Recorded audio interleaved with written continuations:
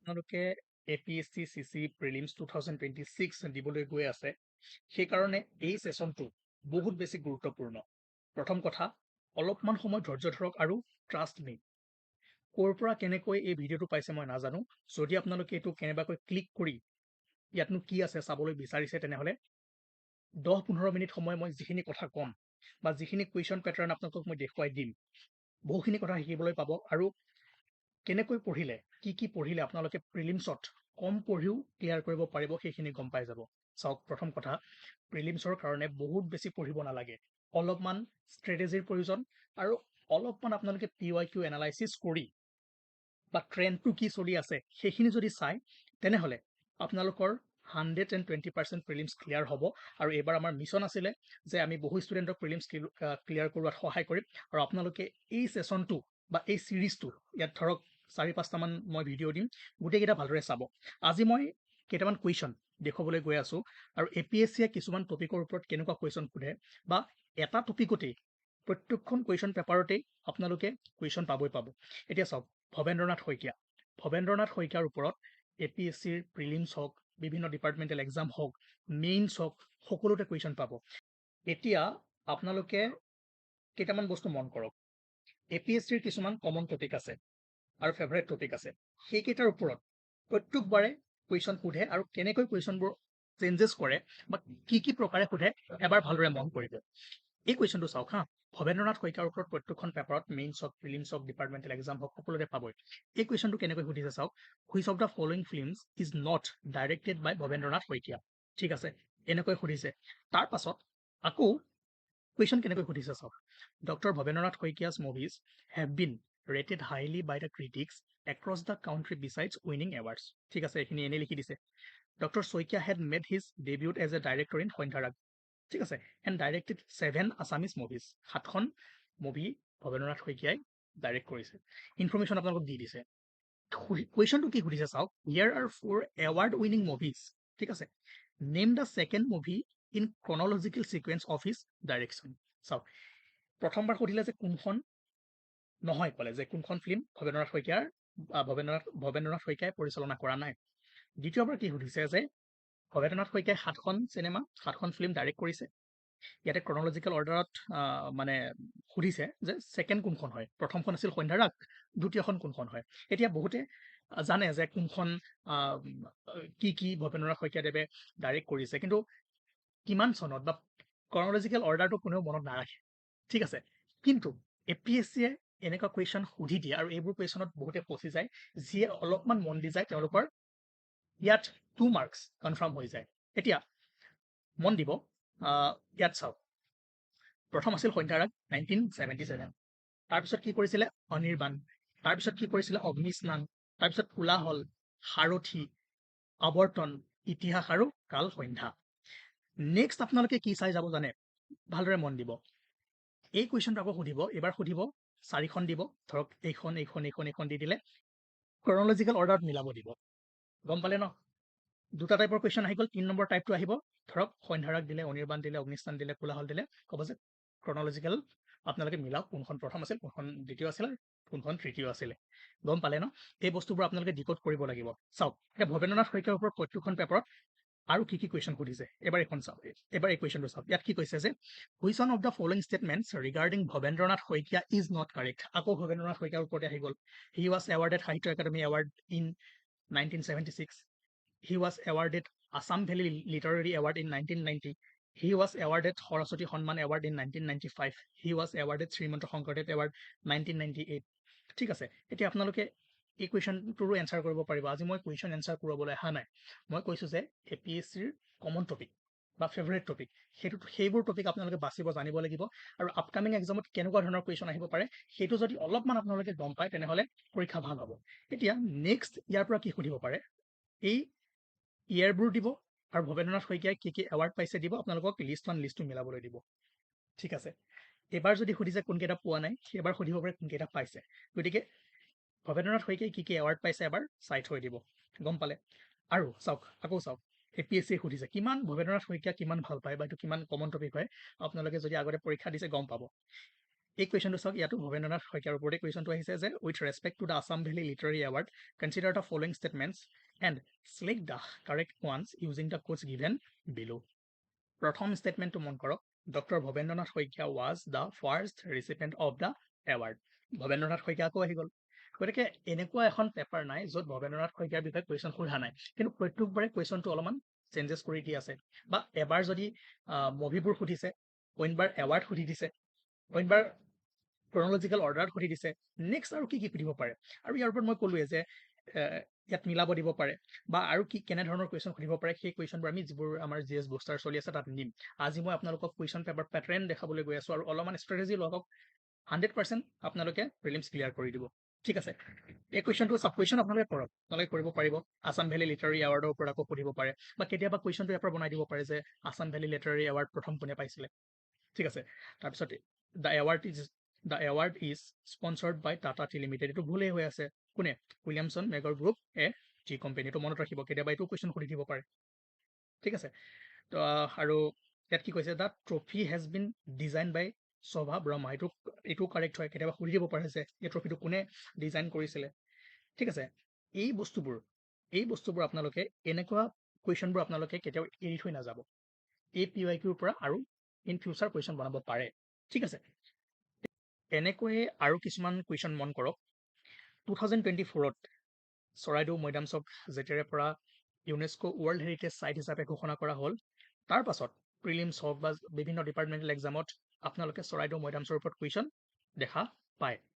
এতিয়া কেনেকুৱা ধৰণৰ কুৱেশ্যন সুধিছে তাৰে দুটা মই চেম্পল দি থৈছোঁ, আপোনালোকে পঢ়ি চাব পাৰে যে এইটো কোনটো প্ৰকাৰৰ হয় বা কিমান তাৰিখে ইয়াক ঘোষণা কৰা হৈছিলে। ঠিক আছে, গতিকে এই বস্তুবোৰ আপোনালোকে মনত ৰাখিব লাগিব। এতিয়া এইবাৰ কেনেকুৱা ধৰণৰ কুৱেশ্যন আহিব পাৰে জানেনে? এইবাৰ আটাইতকৈ ইম্পৰ্টেণ্ট হৈ আছে চৰাইদেউ মৈদামছ। এইবাৰ আহিব মৈদামছৰ আৰ্কিটেকচাৰৰ ওপৰত। ঠিক আছে, ইয়াৰ শ্বেপবোৰ কেনেকুৱা, বাউণ্ডৰী ৱাল প্ৰত্যেকটোতে আছেনে নাই, ঠিক আছে, বা কি কি ফিচাৰ্ছবোৰ কি হয়, কোনটো কেনেকুৱা হয়, কোন কোন ঠাইত আছে, ঠিক আছে, ইয়াৰ হিষ্ট্ৰী কি হয়, এই বস্তুখিনি আমি কৰোৱাম যেতিয়া GS বুষ্টাৰ আমি ছেশ্যনবোৰ কৰাম। আছাম বুষ্টাৰ এটা চলি আছে, তাত আপোনালোকে পাই যাব। আজি মই টপিকবোৰ দেখুৱাবলৈ গৈ আছোঁ আৰু এনেকৈ আমি কিছুমান ষ্ট্ৰেটেজি ছেশ্যন 4-5টা কৰিম, তাত আপোনালোকে পেপাৰখনৰ ওপৰত অলপমান কনফিডেঞ্চ পাব, কেনেকৈ পঢ়িব লাগে, কি পঢ়িব লাগে সেইখিনিও গম পাই যাব। ঠিক আছে, ইয়াতো লিখা হৈ আছে, আপোনালোকে এতিয়াও পঢ়িব পাৰিব বা আমি পিছত পঢ়িমেই। গতিকে এইবাৰ আপোনালোকে মৈদাম চাব লাগিব, এইবাৰ ইয়াৰ আৰ্কিটেকচাৰ, ইয়াৰ হিষ্ট্ৰী, তাৰ ওপৰত ক'ৰ কুৱেশ্যন সুধিব। ঠিক আছে, অলৰেডি ধৰক যিবোৰ ফেক্টছ আছিলে সেইবোৰ সুধিছে, গম পালে ন? ঠিক আছে, আৰু এনেকৈ আপোনালোকে বস্তুবোৰ অলপমান চাব লাগিব আৰু পেটাৰ্ণবোৰ ফ'ল' কৰিব লাগিব, তেতিয়া আপোনালোকৰ প্ৰিপাৰেশ্যন বহুত বেছি ভাল হ'ব, বেলেগতকৈ ভাল হ'ব। ঠিক আছে, আৰু কিছুমান কুৱেশ্যন মই দেখুৱাই আছোঁ, এনেকুৱা ট্ৰেণ্ডত আজিকালি কুৱেশ্যন সোধা কৰিছে, কিন্তু তাৰ আগত মই আৰু এটা কথা কওঁ।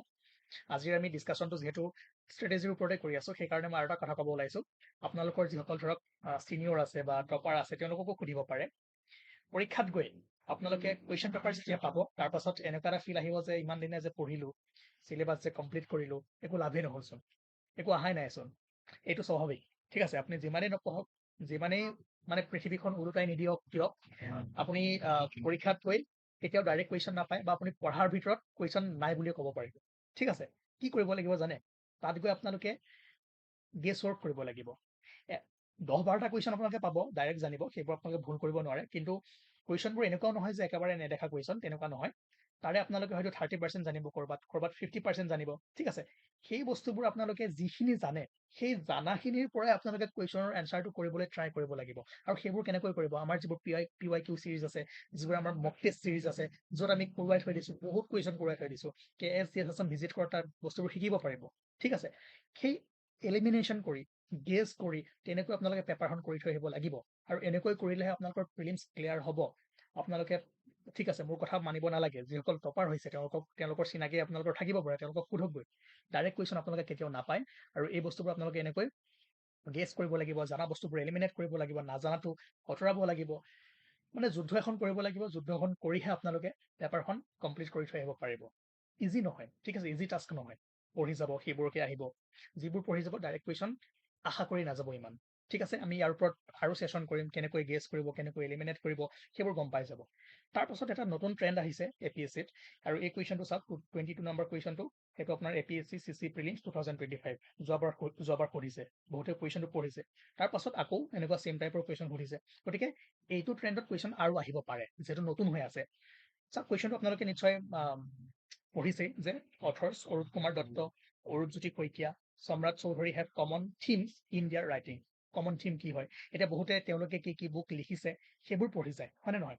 সেইবোৰ পঢ়ি গ'লেও আপোনালোকে এই এনচাৰটো কৰিব পাৰিলে হয়। বুকবোৰৰ যেতিয়া নাম জানিব, আপোনালোকে মানে এইটো অলপমান ভাবিব লাগিব যে এইখন বুক লিখিছে, এইটো কিহৰ লগত জড়িত হ'ব পাৰে। ঠিক আছে, এতিয়া চাওক, এতিয়া মই এনচাৰ কৰাবলৈ যোৱা নাই। They have written on Assam's geography. এতিয়া তেওঁলোকৰ বুকবোৰৰ নাম যদি জানে, ব্ৰহ্মপুত্ৰৰ ওপৰতো লিখিছিলে, হয় নাই অৰূপ কুমাৰ দত্তই? ব্ৰহ্মপুত্ৰৰ ওপৰত লিখা মানে কি, আছাম জিঅ'গ্ৰাফিৰ ওপৰত লিখিছিলে। গতিকে এই বস্তুবোৰ আপোনালোকে, মই পাহৰিছো ফেক্টছবোৰ, মই পাহৰিছো, মই জাষ্ট শিকাই আছো যে আপোনালোকে কেনেকে কুৱেশ্যনবোৰ আপোনালোকে মানে এটেম্প কৰিব লাগিব। গতিকে অথৰ কি বুক লিখিছে, সেইখন কিহৰ লগত জড়িত, সেইখিনি জানিব লাগিব। তেনেকৈ আপোনালোকে চাওক এইটো কুৱেশ্যন, তাৰ পাছত এটা ৰিচেণ্ট হৈ যোৱা এটা এক্সামত সুধিছে APSCয়ে, চেম টাইপৰ কুৱেশ্যন, যে Banikanta Kakati, Kaliram Medhi, Sunit Kumar Chatterjee have notable books and contribution in the area of. দেখিলে, গম পালে? এইবাৰ আৰু বেলেগ মামনি ৰয়ছম গোস্বামী হওক, ভৱেন্দ্ৰনাথ শইকীয়া হওক, বীৰেন্দ্ৰ কুমাৰ ভট্টাচাৰ্য হওক, তেওঁলোকৰ বুকবোৰৰ নাম চাওক আৰু কোনটো ফিল্ডৰ লগত জড়িত, এনেকুৱা কুৱেশ্যন আৰু সুধিব পাৰে। একদম এইটো নতুন ট্ৰেন্ড হৈ আছে, এইটো টাইপৰ কুৱেশ্যন সুধিব। গতিকে দুটা কুৱেশ্যনটো বেক টু বেক তিনিটা সুধিছে, মই আৰু এটা আনিব পাহৰিলো, বেক টু বেক এক্সামত সুধিছে। গতিকে আপোনালোকে বুকৰ নাম এবাৰ চাব, থিমটো চাব, আৰু সেই পয়েট কেইজনে কোনকেইটাত এৰিয়া কভাৰ কৰে বা কোনবোৰ থিমৰ ওপৰত লিখে, সেইখিনি কিন্তু চাব লাগিব। আৰু এইবোৰ আপোনালোকৰ বোনাছ মাৰ্ক দি আছো, টাফ হয়, সকলোৱে নোৱাৰে। যদি আপোনালোকে অলপমান ইয়াত বুদ্ধি লগাই, অলপমান ভাবে, এই কুৱেশ্যনটো কৰিব পাৰিব। আৰু এনেকুৱা কুৱেশ্যন দুই এটা যদি কৰিব পাৰে, পাক্কা আপোনালোকৰ প্ৰিলিমছ ক্লিয়াৰ হৈ যাব। ঠিক আছে, আৰু মই ধৰক এতিয়া ৰিচেণ্টলি সাহিত্য একাডেমী এৱাৰ্ড দিলে আমাৰ অসমীয়া আৰু বড়ো লেংগুৱেজত কোনে কোনে পালে, বুকবোৰৰ নাম কি হয়, সেইবোৰ আপোনালোকে জানে, সেইবোৰ কুৱেশ্যনত আহিব। কিন্তু যিকেইখন বুক ৰিকমেণ্ড কৰা হৈছিলে সাহিত্য একাডেমী এৱাৰ্ড 2025ৰ কাৰণে, এই লিষ্টখন কিন্তু বহুতে নাচায়। কিন্তু এই যে 11খন বুক আছে, বহুত ইম্পৰ্টেণ্ট হয়। ইয়াৰ পৰা আপোনালোকে কুৱেশ্যন পাব, প্ৰিলিমছতে হওক বা আপকামিং এক্সামবোৰতে হওক, লিষ্ট 1 লিষ্ট 2 মিলাব দিব। গতিকে এই ৰিকমেণ্ড যিখিনি কৰিছে সেইখিনি বুকো ইম্পৰ্টেণ্ট হয়, আপোনালোকে এবাৰ চাই থৈ দিব, কুৱেশ্যন আহিব।